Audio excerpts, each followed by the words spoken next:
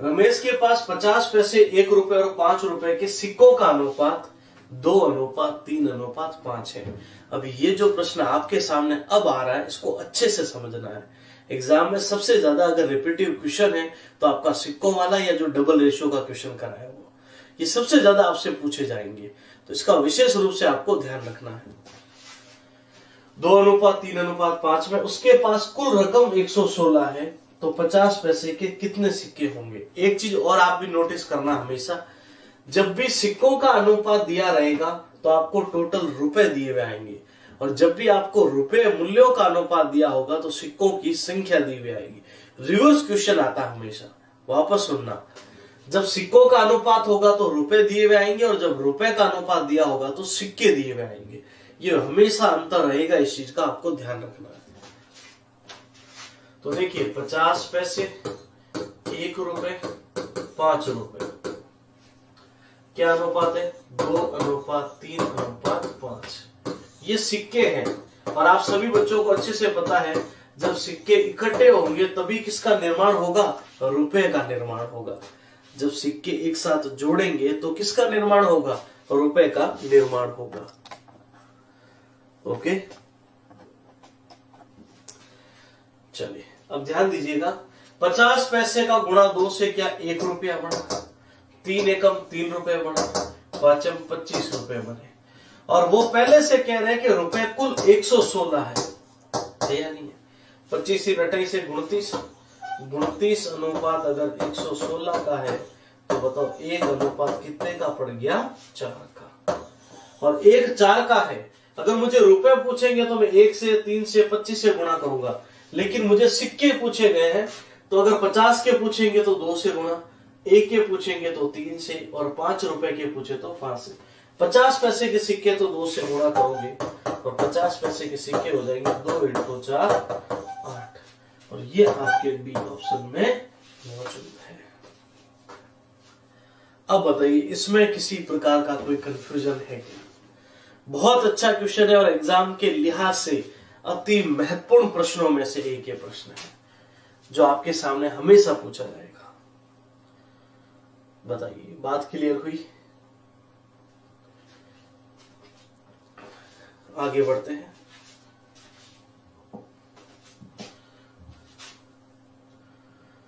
सूरज के पास 50, 1 और 5 के सिक्कों का अनुपात। अब वैसे ही क्वेश्चन है तो मैं अब लिख सकता हूं 50, 1 और 5 रुपए। क्या अनुपात है बोलिए, 8:5:9 है, और कुल राशि 648 है।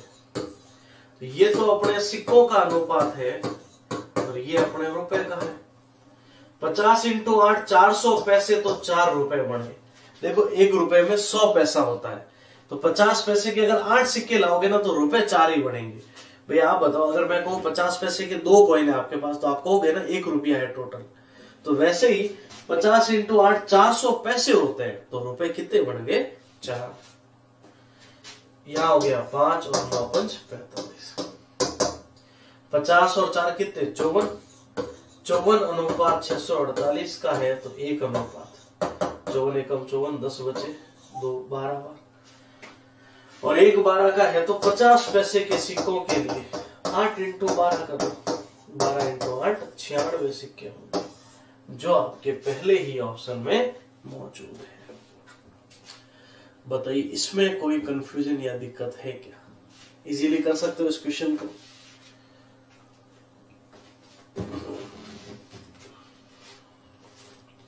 बहुत बढ़िया, बात यहां तक समझ में आ चुकी है। वापस सुनना, वो कह रहे हैं टोटल रुपए 648 है, तो हम क्या करेंगे, इन सिक्कों को रुपए में कन्वर्ट करेंगे, बदल देंगे। तो यहां देखिए 50 × 8 400 यानी 4 रुपए, 5 एकम 5 45, जोड़ा तो 54, 1 अनुपात पड़ा 12 का, और 12 × 8 हो गया 96 96। ओके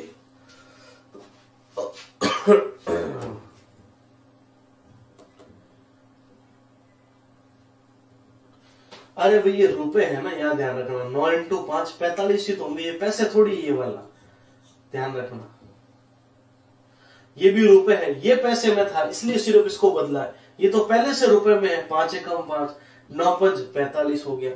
भाई 5 रुपए के 9 सिक्के हैं तो कितने रुपए बनेंगे? 45 ही तो बनेंगे। क्लियर है मेरी बात?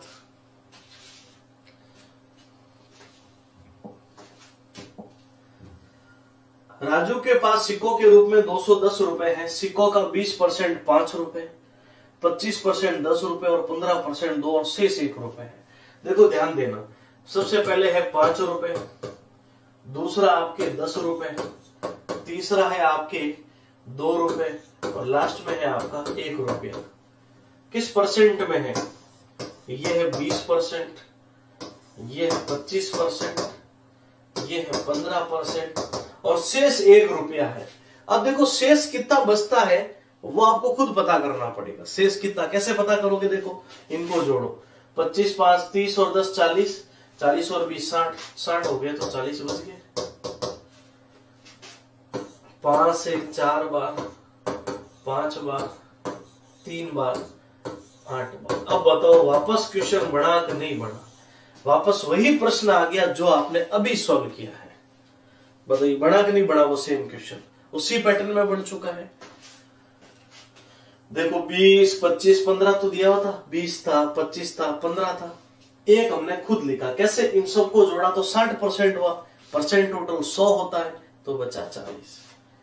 तो 5 चौक 20 रुपया, 10 पंच 50 रुपया, 3 दूनी 6 और 8 एकम 8। और ये कह रहे हैं कि कुल 210 है। चलो ठीक है, 70 और 14 जोड़ेंगे 84, 84 अनुपात 210 का है, 1 अनुपात 210 बटा 84, 21 से 10 बार 21 इंटू 4 84, 5 बटा 2 यानी 2.5 हो गया। 1 अनुपात 5 बटा 2। 1 रुपए के सिक्कों के लिए मुझे 8 से गुणा करना पड़ेगा और 1 रुपए के लिए हो जाएगा 5 बटा 2 इंटू 8, 2 से 4 बार, 5 चौक 20 हो जाएगा। 20 आपके डी ऑप्शन में मौजूद है। अब बताइए इसमें किसी प्रकार का कंफ्यूजन है क्या? हो जाएगा ऐसा प्रश्न। टोटल कितना हुआ? 210, हमारे हिसाब से टोटल 84। एक वैल्यू पड़ी 5 बटा 2 की। 1 रुपए का सिक्के पूछे तो मैंने देखो 1 रुपए के सिक्के से गुणा किया।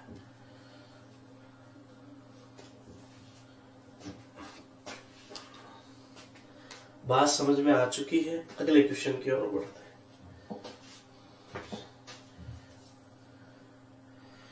1 रुपए 50 पैसे और 25 पैसों के 378 सिक्कों के, इस बार ये 378 सिक्के हैं, रुपए नहीं लिखा है, कि मूल्यों का अनुपात 13 अनुपात 11 अनुपात 7 है, तो 50 पैसों की सिक्के बताओ। अब आप खुद बताओ मुझे पिछले प्रश्न में और इस प्रश्न में क्या फर्क है, वो आपको समझ में आया? बताइए जल्दी से। इसमें पता चला ये पिछले में सिक्कों का अनुपात था, इस बार मूल्यों का अनुपात है। क्लियर है सबको? तो सबसे पहले क्या करेंगे, देखो 1 रुपए 50 पैसे 25 पैसे, पैटर्न में कोई बदलाव नहीं, सिक्के मिलेंगे तभी तो रुपए बढ़ेंगे। अब रुपए बढ़े हुए हमें पता है 13 अनुपात 11 अनुपात 7 है और सिक्कों की कुल संख्या 378 है। मैं 2 चीज यहां सिखाना चाहूंगा, पहले वापस ध्यान देना। पहले तो बताओ ये अनुपात यहां क्यों आया? पता चला क्योंकि ये सिक्कों का अनुपात नहीं है, ये मूल्यों का अनुपात है और मूल्य हो गए 13 11 7। पहली बात क्लियर। दूसरी बात, ये रुपए नहीं है, ये सिक्कों की संख्या है, तो मैंने सिक्कों के सामने रखा उसको बस। अब ध्यान से सुनना, जब सिक्के मिलते हैं तो रुपए बढ़ते हैं, रुपए से वापस सिक्के बनाने। अब ये क्वेश्चन रिवर्स चलेगा, उल्टा वापस। तो आप बताओ 13 रुपए बढ़े, वो भी 1 रुपए से, तो 13 ही तो सिक्के लाओगे। मैं आपसे सिंपल सा कहूं, आप कल 13 रुपए लेकर आना, सब एक एक के सिक्के होने चाहिए, तो आप मुझे 13 सिक्के लाकर दोगे, ठीक है। अब अगले दिन मैंने एक चीज बोली कि आपको 11 रुपए बढ़ाने, लेकिन कॉइन 50 पैसे वाले होने चाहिए। मुझे तो 1 रुपए बढ़ा के बताओ। पहले मैं कहूं 1 रुपए लेकर आना, लेकिन 50 50 के कॉइन होने चाहिए, 50 पैसे के, तो आप 2 कॉइन लाकर मुझे दोगे, क्योंकि आपको पता एक बनने में 50 पैसे के 2 कॉइन लगते हैं। तो अगर एक बनने में 2 कॉइन लगते हैं तो मुझे 11 रुपए बनाने हैं, तो मुझे कॉइन 22 लाने पड़ेंगे। बताओ बात समझ आई कि नहीं आई? 1 रुपए के लिए तो 1 रुपए का 1 सिक्का चाहिए होता है, 50 पैसे के 2 चाहिए होता है, तो 11 बनने में 22। वैसे ही 25 पैसे का अगर 1 रुपया बनाना है तो मुझे 4 सिक्के लाने पड़ेंगे। तो मैंने रुपए अगर 7 बना रखे हैं तो मैं सिक्के 28 लाया हूंगा। बताओ थोड़ी बात समझ में आई? एक के लिए 1 सिक्का चाहिए होता है, 50 पैसे के 2 सिक्के चाहिए होते हैं, 25 पैसे के 4 सिक्के चाहिए होते हैं, 20 पैसे के 5 सिक्के चाहिए होते हैं, और 10 पैसे के 10 सिक्के चाहिए होते हैं। तभी तो 100 पैसा बनेगा 1 रुपया। 1 का 1 से ही गुणा हुआ, 50 पैसे आते ही 11 का डबल 22 हो गया, और यहाँ 4 गुणा हो गया 28। 20 पैसे होते तो 5 गुणा, 10 पैसे होते तो 10 गुणा। अब वो कह रहे टोटल 378 और हम कह रहे हैं 28 और 22। बोलो 50 और 13 63, 63 अनुपात 378 का है, तो अपना 1 अनुपात कितने का पड़ गया? 6 का। अब मुझे लास्ट में पूछा 50 पैसे के सिक्के, तो मुझे 22 से गुणा करना है, इसमें कोई बदलाव नहीं है, और 22 इंटू 6 कर लेंगे 132। 132 आपके बी ऑप्शन में बिल्कुल मौजूद है। इस तरीके से आपको इसको हल करना था।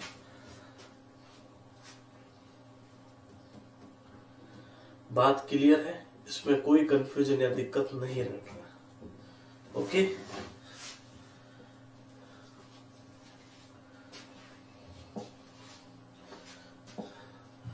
एक मिश्रण में लवण और पानी का अनुपात 5:7 है। यदि मिश्रण का भार 360 ग्राम है तो इसमें मौजूद अम्ल का भार बताओ। तो ये देखिए, ये लवण है और ये अम्ल एसिड है, 5:7, और मिश्रण है कितने का? 360 ग्राम। अब अगर मिश्रण है तो सीधी सी बात है दोनों से मिलकर बना होगा, तो यहां दोनों को जोड़ते हैं। 12 अनुपात 360 का है, 1 अनुपात कितने का पड़ा? बोलो 30 का। लवण का पूछे तो 5 से, अम्ल का पूछे तो 7 से। अम्ल हो जाएगा 30 इंटू 7 कर लीजिए 210 ग्राम, जो आपके डी ऑप्शन में मौजूद है। ओके, आप यहां से एसिड की वैल्यू भी ला सकते हो और लवण की वैल्यू भी ला सकते हो, और इजीली आपका उत्तर 5 से गुणा मत कर देना, क्योंकि हमें अम्ल का भार पूछा है, तो अम्ल के रेशियो से गुणा करोगे, ध्यान रखना।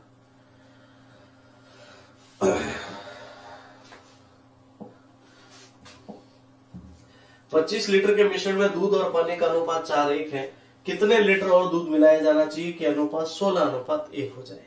एक ध्यान से मेरी बात सुनना। आज के बाद जब भी आपको बोलना कितनी मात्रा और मिलानी है हटानी है, उस कंडीशन में जब तक आपको पुरानी मात्रा पता नहीं हो, ना तो आप जोड़ सकते हैं ना आप घटा सकते हैं। ठीक है, 25 लीटर का एक मिश्रण है जिसमें हमें बोला है कि दूध और पानी का अनुपात, मिल्क एंड वाटर का रेशियो कितना है? 4:1।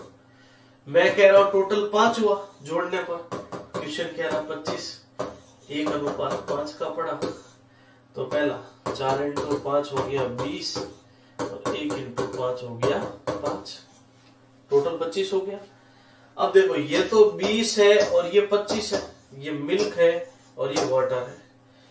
कितने लीटर और दूध मिलाया जाना चाहिए? मुझे मात्रा नहीं पता है, तो मैंने मिल्क को m से लिख दिया। हमें नहीं पता कितना ऐड करना है, कि ये मान 16:1 हो जाए। क्रॉस मल्टीपल कर दो, 20 प्लस m बराबर 16 इंटू 5 80, प्लस का वैल्यू उधर जाके माइनस, तो m बराबर 80 में से 20 गया, 60 लीटर मिलाया जाना चाहिए, और ये आपके सी ऑप्शन में बिल्कुल मौजूद है। लेकिन वही बात है, जब तक हमें पुरानी मात्रा नहीं पता है, हम इसको जोड़ और घटा नहीं पाएंगे। क्या बात समझ पा रहे हो?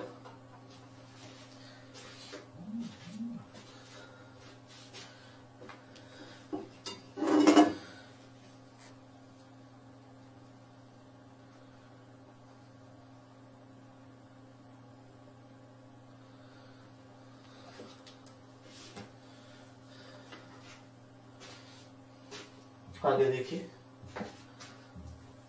80 लीटर में मिश्रण में बनाने के लिए टीना 3:2 में दूध और पानी को मिलाती है। उससे और कितना पानी मिलाना चाहिए ताकि यह अनुपात 2:3 हो जाए। तो वही बात है कि पहले हमें 80 को डिवाइड करना पड़ेगा। Milk and water 3:2। टोटल कितना हो गया 5। 5:80 का है तो एक कितने का पड़ गया 16 का। 3 × 16 48 और 3 × 2 × 16 32। ये 48 है, ये 32 है। फर्स्ट मात्रा मिल्क की और दूसरी वाटर की है। कितना वाटर ऐड करना, तो मैंने W जोड़ लिया। ये अनुपात 2/3 हो जाए। 48 × 3 144 प्लस 2। इधर आ जाएगा माइनस कर लो 80। तो 2 वाटर बराबर 80 हो रहा है, तो वाटर की वैल्यू हो जाएगी 40 और 40 लीटर आपके सी ऑप्शन में मौजूद है। अब बताइए इसमें कोई कंफ्यूजन है क्या? बहुत इजीली आप इसको कवर कर सकते हैं। वापस ध्यान दीजिएगा, टोटल जोड़ा तो 5 80 का है तो एक पड़ा 16 का। 16 × 3 48, 16 × 2 हो गया 32। 48 × 3 144, 32 दूना 64 प्लस 2 वाटर। तो वाटर की वैल्यू कितनी हो जाएगी 40 हो जाएगी। आगे बढ़ते हैं। ए और 2 मिश्र धातुएं हैं जिन्हें सोने और तांबे का अनुपात 5:3 और 5:11 है। इन दो को मिलाकर समान मात्राओं में एक तीसरी मिश्र धातु सी बनाई जाती है। अब यहाँ एक अच्छा प्रश्न है, तो थोड़ा ध्यान से पढ़ोगे ना। आप इस प्रश्न की लैंग्वेज देखकर नहीं घबराना है ना, इतना इजी रहेगा इसका सॉल्यूशन। देखो, ए और बी 2 मिश्र धातु में सोने और तांबे का अनुपात 5:3 और 5:11 है। इन दोनों को मिलाकर एक तीसरी मिश्रण सी बनाया जाता है। तो सी में सोने और तांबे का अनुपात बताओ। तो ये अपने बी ए है और ये कितना है बी है। ये मान लीजिए सोना है, ये तांबा है। इसमें भी ये सोना है, ये तांबा है। यहां पर 5:3 है, यहां पर 5:11 है। पहले बताओ यहां तक कोई तकलीफ है क्या? नहीं है। अब अगली बात सुनिएगा। हम एक काम करेंगे, इन दोनों को बराबर लेकर आ जाओ। फिर आप क्या कर सकते हो, जब मिश्रण की मात्रा समान हो, कॉपी में लिख दीजिएगा, जब मिश्रणों की टोटल मात्रा समान हो तो डायरेक्ट आप सोने में सोना जोड़ सकते हो और तांबे में तांबा जोड़ सकते हो, लेकिन मिश्रण समान होना चाहिए। अब ये टोटल जोड़ो तो ये 8 बन रहा है और यहां टोटल जोड़ो तो ये 16 बन रहा है, तो बराबर है नहीं। बराबर कैसे करोगे? तो देखिए 11 और 5 16, 5 और 3 8 है। इसको 2 से गुणा कर लो और इसको 1 से गुणा कर लो। 5 दूनी 10, 3 दूनी 6, 5 एकम 5, 11 एकम 11। ये भी 16 हो गया, ये भी 16 हो गया। डायरेक्ट जोड़ सकते हो। सोने में सोना जोड़ लीजिए, तो सोने की मात्रा 10 और 5 बोलो 15। तांबे में तांबा जोड़ लीजिए, 6 और 11 और 6 हो गए 17। 15:17 आपका राइट आंसर बन जाएगा। अब बताओ बात समझ में आई? अब कहोगे सर बराबर का दिमाग कैसे लगाए? वापस देखो, 5 और 3 8 हुआ, 5 और 11 16 हुआ। 8 और 16 का एलसीएम क्या बनेगा? 16 है ना।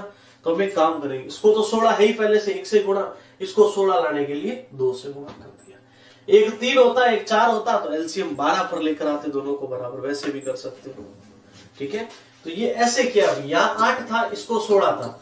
बराबर करने के लिए मैंने इसको 2 से गुणा कर लिया, इसको 1 से गुणा कर लिया। तो ये भी देख लो 10 और 6 16, ये भी देख लो 11 और 5 16 बराबर हो गए।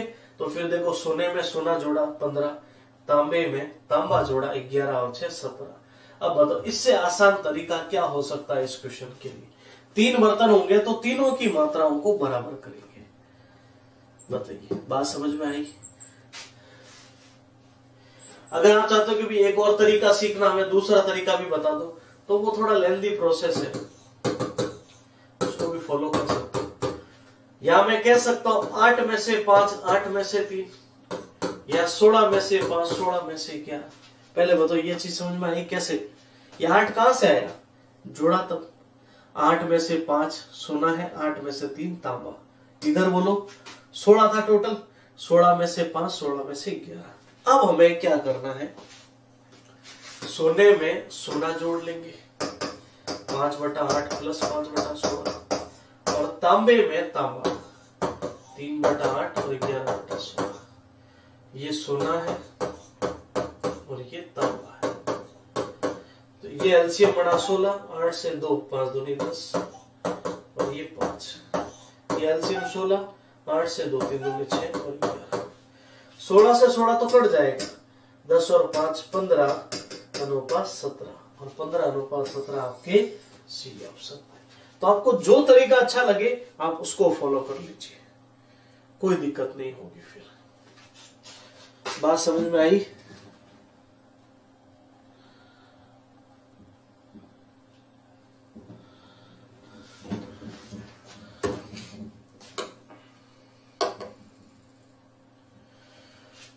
इस तरह से आप इन प्रश्नों को हल कर सकते हैं।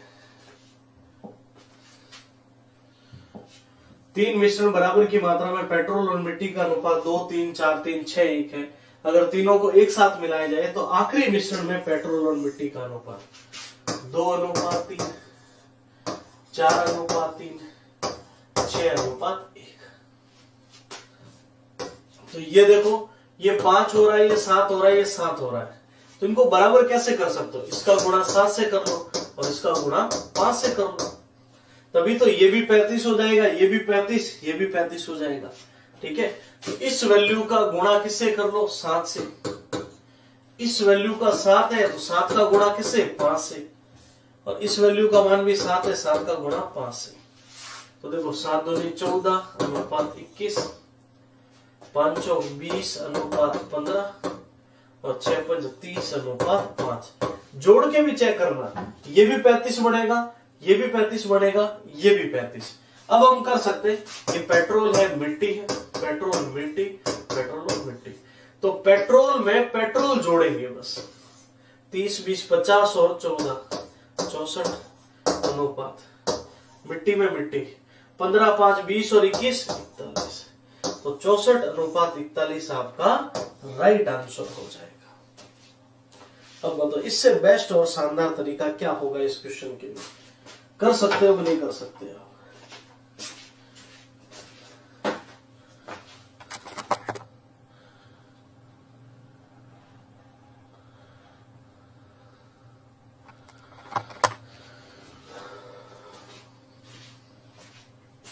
बढ़ते हैं फिर हम आगे की ओर।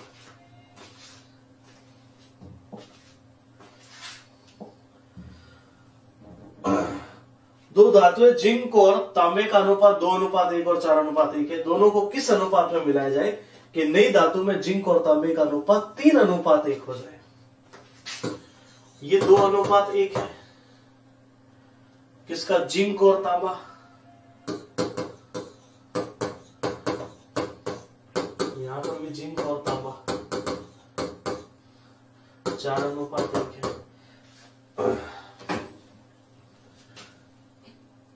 किस अनुपात में मिलाइए? 3:1 हो जाए। तो 3:1 के लिए क्या करना? इसका गुणा 3 से कर लो, इसका गुणा 1 से कर लो। 3 दूनी 6:3 या 4:1।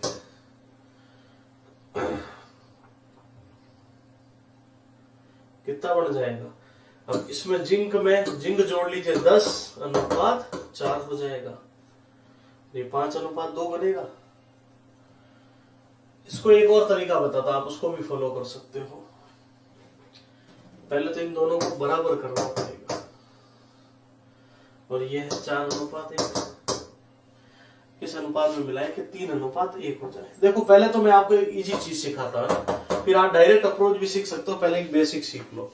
आप लोगों ने मिश्रण का नियम पढ़ रखा है, वो चीज भी आप फॉलो कर सकते हो। कैसे? देखो, यहाँ टोटल 3, यहाँ टोटल 3, यहाँ जोड़ो 5 में से, यहाँ जोड़ो 4 में से। अब देखना, ये जिंक की मात्रा, ये जिंक की मात्रा, ये मिश्रण में जिंक की मात्रा, तांबे की मात्रा, तांबे की मात्रा मिश्रण में। अब या तो आप जिंक का मिश्रण उठा लीजिए या फिर तांबे का। यह है 2/3, यह है 4/5 और ये 3/4। बटे में है तो एलसीएम से गुणा, 60 हो गया, 20 तो 20 दूना 40, 60 हो गया तो 12 12 चौक 48, यहाँ 60 हो गया, 15 15 3 45।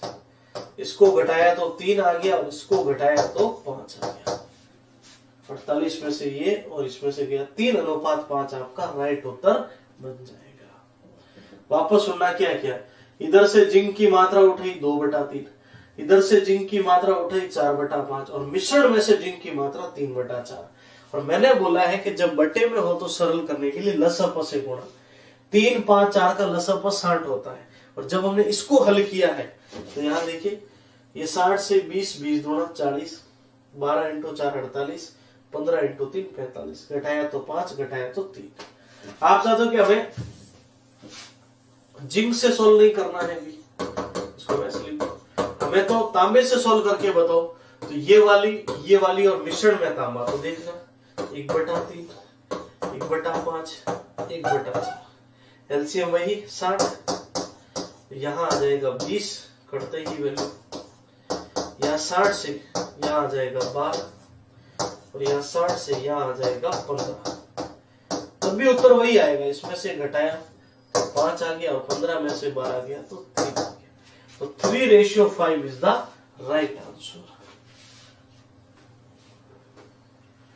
ओके, 3:5 अपना बिल्कुल राइट आंसर बन जाएगा।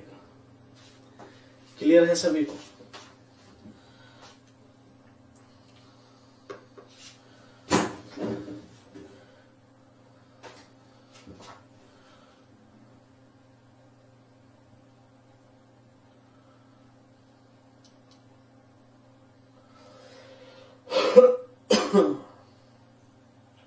जल्दी से लिखिए इसको।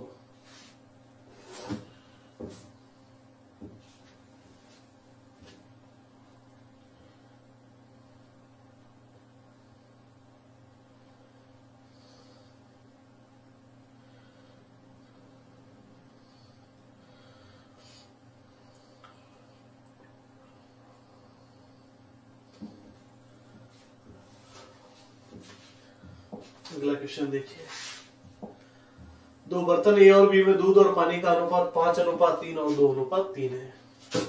इसमें 5:3 है, इसमें 2:3 है, ए और बी में। इन्हें किस अनुपात में मिलाया जाए कि आधा दूध और आधा पानी हो। आधा दूध और आधा पानी का मतलब मैं कह सकता हूं 1:1। इसमें भी वही तरीका आएगा, टोटल बन गया 8, टोटल बन गया 5 और मिश्रण बन गया 2 में से तो आधा आधा हो गया। अब या तो आप मिल्क की मात्रा उठा लो या फिर वाटर, या फिर मिल्क या फिर वाटर, कोई भी एक मात्रा तो आपको सॉल्व करनी पड़ेगी, ठीक है। पर याद रखना, अगर यहां से मिल्क की मात्रा उठाते हो तो दूसरे में से भी वही, मिश्रण में से भी वही। 5/8, 2/5, 1/2, तो कितना हो जाएगा बोलो? 40। 8 से 40 5 बार तो 25 आ गया, 5 से 40 8 बार तो 16 आ गया और 2 से 40 हो गया 20 बार। इसको घटाया तो 5 और इसको घटाया तो 4। 4:5 इज द राइट आंसर। अब तरीका वही रहेगा, कैसा भी क्वेश्चन आ जाए उसको इजीली आप लोग कर सकते हैं। बताइए, इसमें कोई कंफ्यूजन है क्या?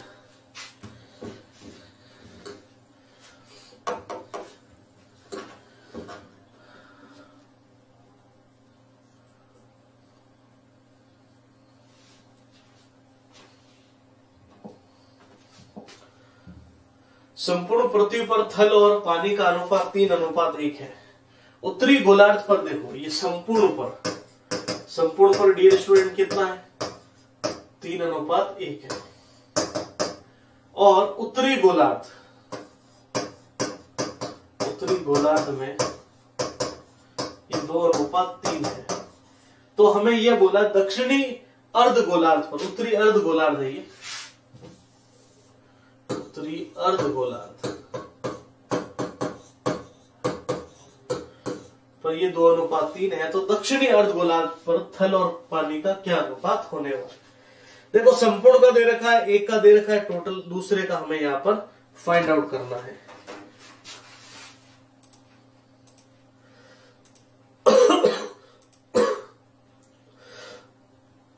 सॉरी,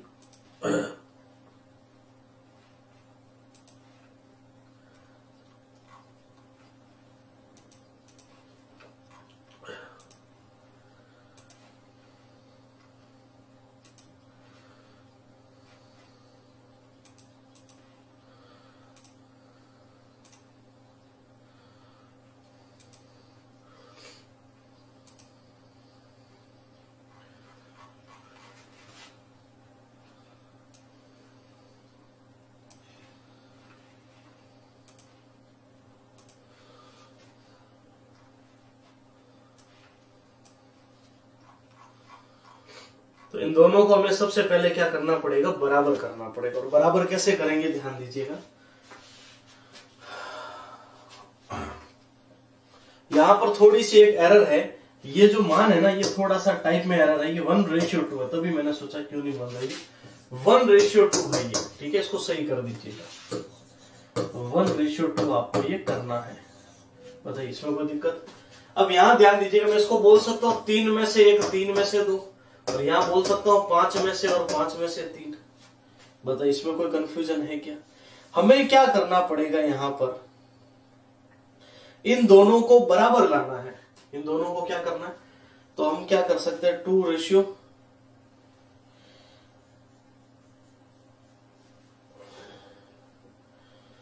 यहां पर। अच्छा, अब ध्यान दीजिएगा, हमारे पास 2 तरीके रहेंगे, उसको फॉलो करते हैं। वापस सुन लो, मैं एक बार अच्छे से लिख देता हूं इसको वापस।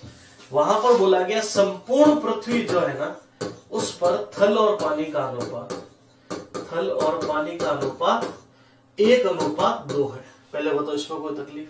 और वो कह रहे उत्तरी गोलार्ध, उत्तरी अर्ध गोलार्ध, उत्तरी अर्ध यानी आधा, उत्तरी अर्ध गोलार्ध की वैल्यू कितनी है बोलो, 2:3। अब हम एक काम कर सकते हैं, ये जो मान है उत्तरी गोलार्ध का भी क्या है, आधा। या तो हम क्या करें, थल और पानी की मात्रा जो संपूर्ण पर है उसको डबल कर लो, या फिर इस मात्रा को और आधा कर लो। तो हम क्या करेंगे, इस मात्रा को डबल कर देंगे और इस मात्रा को वैसा ही रखेंगे। तो क्या बढ़ जाएगा इसमें, देखियो 2 एकम 2 और 2 दूनी 4 बन जाएगा। बताइए इसमें कोई तकलीफ, इसमें कोई कंफ्यूजन है क्या। इसकी मात्रा को डबल कर देंगे। पहले हम इसको फ्रैक्शन में लिख देते हैं, कैसे, देखो ये 1/3, ये 2/3, इसको हम डबल कर देंगे। और जैसे ही डबल करेंगे तो थल का जो मान है टोटल का, वो आ जाएगा 2/3, और पानी का मान जो है टोटल का 2 दूना 4/3। और ये इसका क्या करना है, डबल करना है। यहां से क्या हो रहा, बोलो उत्तरी गोलार्ध का 2:3 था, टोटल 5 होगा। हम क्या करेंगे, संपूर्ण पृथ्वी में से अगर मैं उत्तरी गोलार्ध को हटा दो तो मुझे दक्षिणी गोलार्ध मिल जाएगा। तो यहां से उत्तरी अर्ध गोलार्ध की जो वैल्यू है वो थल की घटा लेंगे, उत्तरी अर्ध गोलार्ध जो पानी की वैल्यू वो घटा लेंगे। एलसीएम 15, 3 से 5, 5 दूनी 10, से 3, 3 दूनी 6, 3 से 15, 5 और 20, 9। तो 15 से 15 कट ही जाएगा, 10 में से 6 गए 4, 20 में से 9 गए 11, 4:11 आपका राइट आंसर बन जाएगा।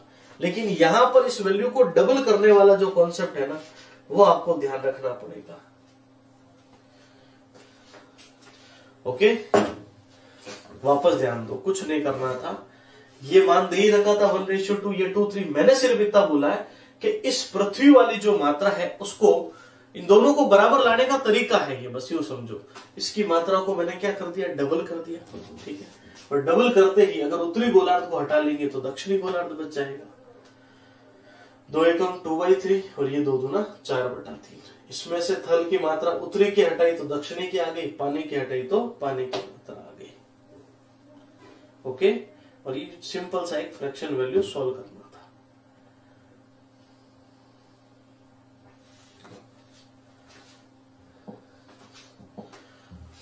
तीन पात्रों में 3:4:5 में है, इन्हें दूध और पानी से भरा जाता। तीनों पात्रों में दूध और पानी का अनुपात 4:1, 3:1 और 5:2 है। इन तीनों पात्रों को एक चौथे बर्तन में डाल दिया जाता है, चौथे पात्र में दूध और पानी का अनुपात बताओ। ये बहुत अच्छा क्वेश्चन है, क्वेश्चन की लैंग्वेज देखकर मत घबराओ। 3 आयतन है हमारे पास, देखो चलिए 3 है, 3, 4 और 5। अब पहला जो बर्तन है इसमें रेशियो है 4:1, दूसरा जो बर्तन है इसमें है 3:1 और तीसरा जो बर्तन है इसमें 5:2। ओके, इसमें कोई कंफ्यूजन है क्या। अब हमें क्या करना है, ध्यान से सुनिएगा। मैं इसको 4/5 बोल दूं, इसको 3/4 बोल सकते हैं, टोटल है या 7 है टोटल।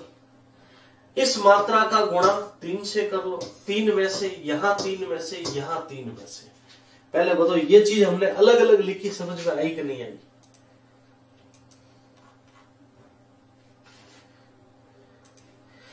अब देखो हमें क्या करना, सिंपली यहां गुणा 3 से, यहां गुणा, इसको इसको इधर लिख दो थोड़ा।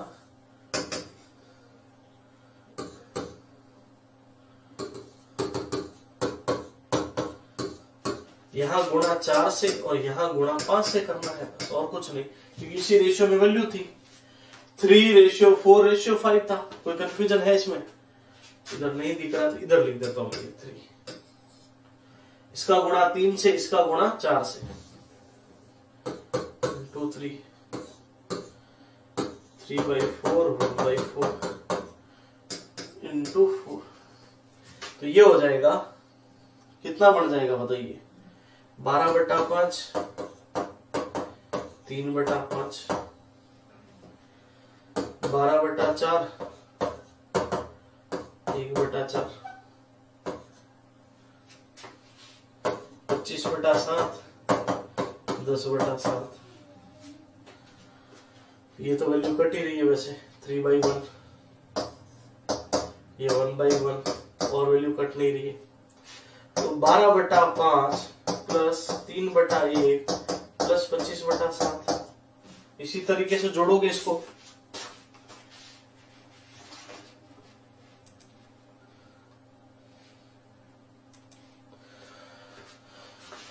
और यहां पर देखिए सेकंड में 3/5 प्लस 1/1 प्लस 10/7। एलसीएम बन गया 35। 5 से 7 84। 35 दिए 105 5 125 125 100 225 और 5 230 और 84 230 और 84 जोड़ लो भी 314। तो यहाँ 35 को जोड़ा 21 प्लस 35 प्लस 50, ये दोनों तो कट ही हो जाएंगे। तो ये हो रहा 314 अनुपात 6 8 2 10 106। और 314 और 106 को कट करेंगे तो 157 अनुपात 53 आ जाएगा। और 157 अनुपात 53 आपके बी ऑप्शन में है। B is the right answer.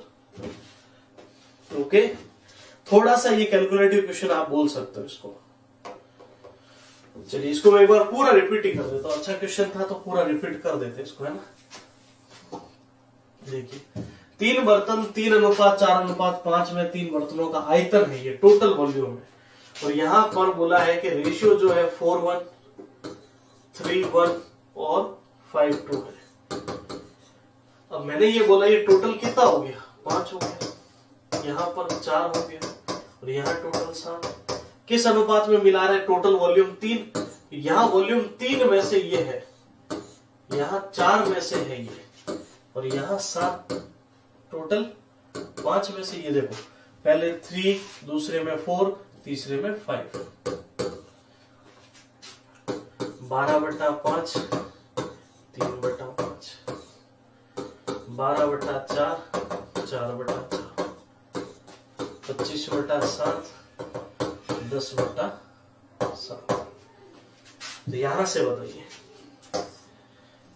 अब हमने सिंपल एक काम किया, देखो 4 से 12 3 बार तो 3/1 और ये 1/1 सिंपली जोड़ा है। 12/5 प्लस 3/1 प्लस 25/7। एलसीएम 35 आ रहा है। 5 से 7 84। 35 दिया 105 125। और यहां पर वापस वही, पहले में 3/5, दूसरे में 1/1, तीसरे में 10/7। अब देखो पहले जब मैंने इसको स्टार्ट किया, फर्स्ट सेकंड और थर्ड तीनों को जोड़ा और फिर जो बचे हुए उन तीनों को जोड़ा।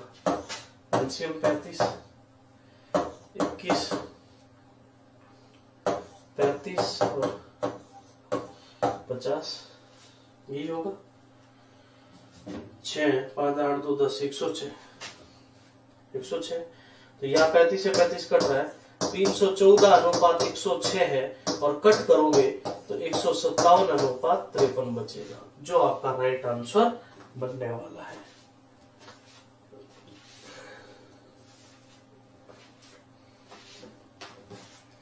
आगे बढ़ रहे हैं।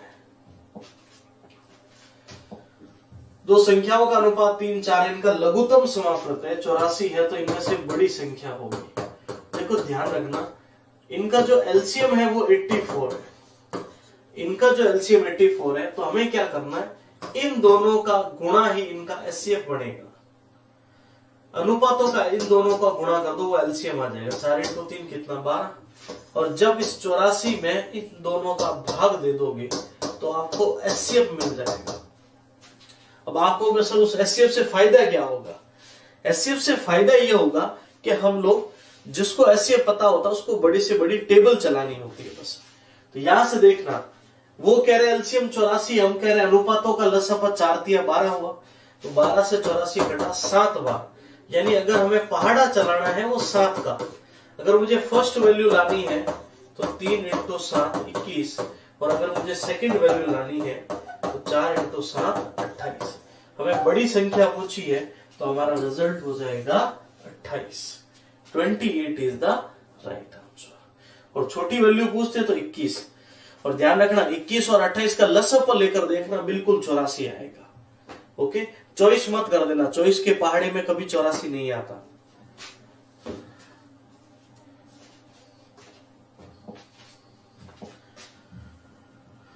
दो संख्याओं का अंतर योगफल और गुणनफल एक साथ 24 के अनुपात में है, तो इन संख्याओं का गुणनफल क्या होगा? बहुत ही अच्छा वाला क्वेश्चन। सॉरी, दो संख्याओं का अंतर योगफल और गुणनफल। देखिए, अंतर योग और गुणा किस अनुपात में है बोलिए? 1:7:24 में। तो अंतर को मैं बोल दूं a - b 1k है, योग में बोल दूं a + b ये 7k है, और गुणा बोल दूं ab ये 24k है। पहले बताइए इसमें कोई तकलीफ है क्या? अंतर एक अनुपात में है, a क्यों नहीं लिखा 1a 7a? क्योंकि a ऑलरेडी क्वेश्चन में हमने रख दिया इस वजह से। अब देखिए, एक छोटा सा फॉर्मूला होता है,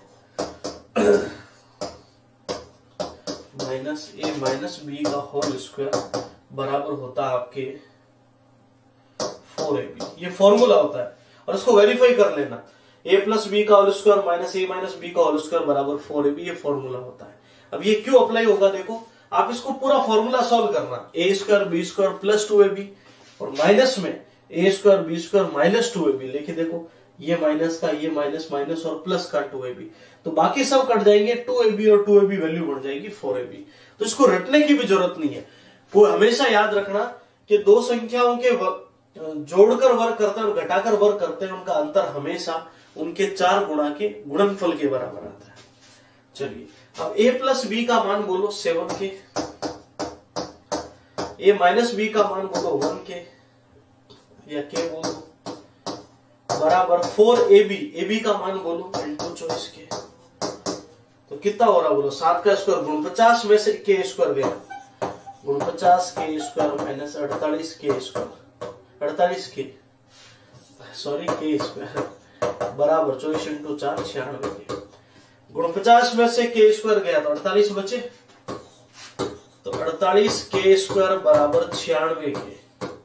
तो एक k से तो k कट गया, और k का मान 48 से 96 कितनी बार? 2 बार। ये आंसर नहीं है, ये तो क्या मान आया? k का, और यहां रखते ही उनका गुणनफल हो जाएगा। तो उनका गुणनफल हो जाएगा 24 × 2 कितना? 48। अब आप गुणनफल भी ला सकते हो, योग पूछ ले तो यहां गुणा कर लो, 7 × 14, अंतर पूछ ले 2 × 1 2। तो आप सारी वैल्यू के बारे में जानकारी दे सकते हैं। बात समझ में आई? ओके, इस चैप्टर की सारी बातें उम्मीद करता हूं आप सभी बच्चों को समझ में आई होगी। क्लियर है सभी को?